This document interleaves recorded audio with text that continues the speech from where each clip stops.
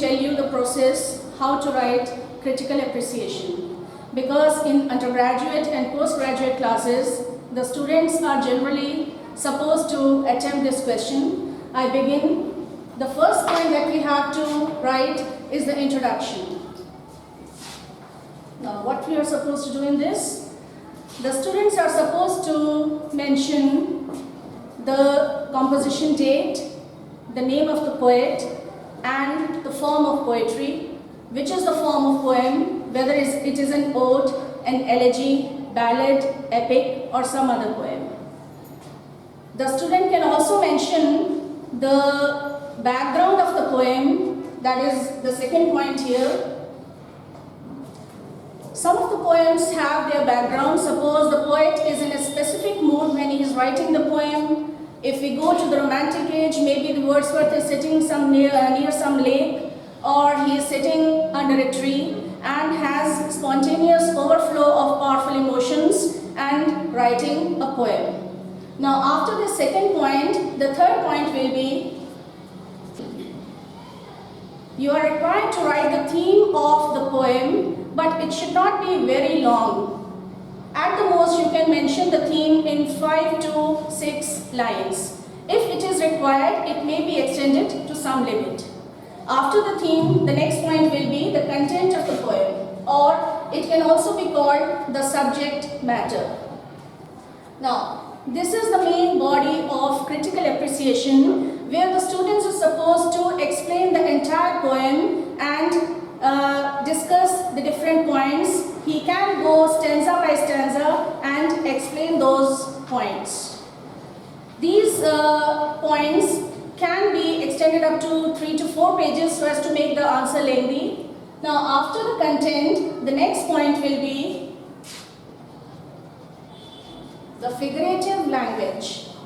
As you all know, there are various figures of speech which are used in a poem, like simile, metaphor, onomatopoeia, hyperbole, apostrophe, etc. So it depends upon the poem which figures of speech have been used in a particular poem.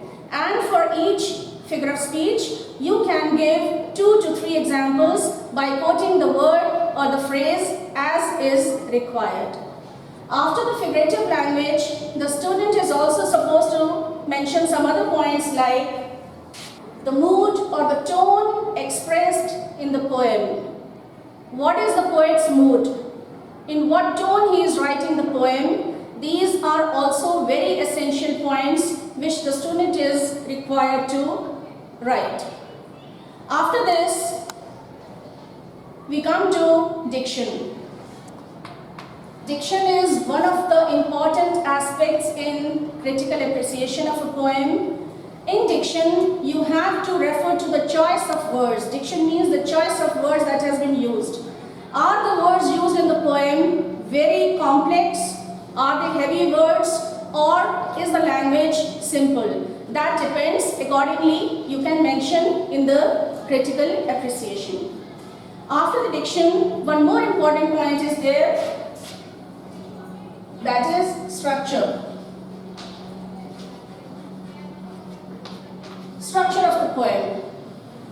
Generally, a poem is divided into stanzas. There are some points which we have to keep in mind. Just look at the structure, whether the different stanzas have been divided into equal length of lines or there are variations. That is called the structure. Suppose a poem has 9 stanzas. So the student is supposed to mention that the poem structure is, it has 9 stanzas, and if there are equal number of lines in each stanza, that can also be mentioned.